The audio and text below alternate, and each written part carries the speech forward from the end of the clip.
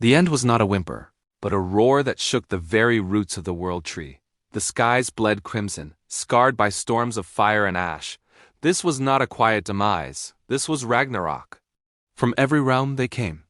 The final desperate call had been answered. In the golden halls of Asgard, the gods gathered, their faces grim, etched with the certainty of fate.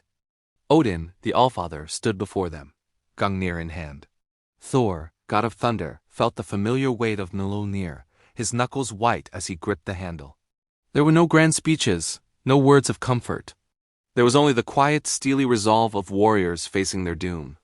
On the plains of Vigrid, the Anhurger, the honored dead from Valhalla, assembled into legions, their ghostly forms shimmering under the blood-red sky.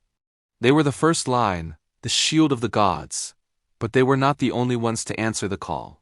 From the chilling depths of Helheim, the dead marched.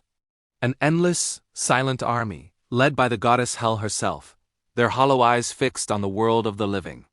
From the churning, venomous sea, the world serpent, Jarmungandr, rose, its colossal form eclipsing the horizon, spewing poison that turned the air to acid. And from Muspelheim, the realm of fire, came the giants, their bodies of molten rock and flame, with Surtur at their head, his flaming sword burning brighter than 1,000 suns, ready to scorch the 9 realms to cinders. And then he appeared. Deep within the earth, the chains that had bound him for ages shattered. Loki, the trickster, the shapeshifter, was free.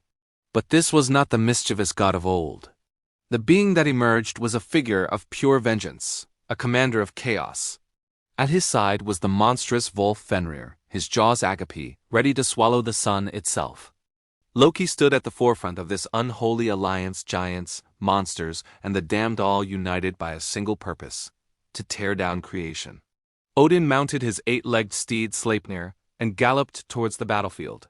Thor took his place in his chariot, pulled by his goats, the sky rumbling with his approach. The final march had begun.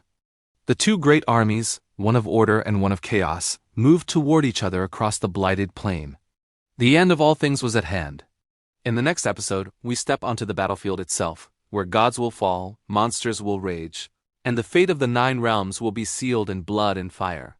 Like and subscribe to witness the epic conclusion of the saga.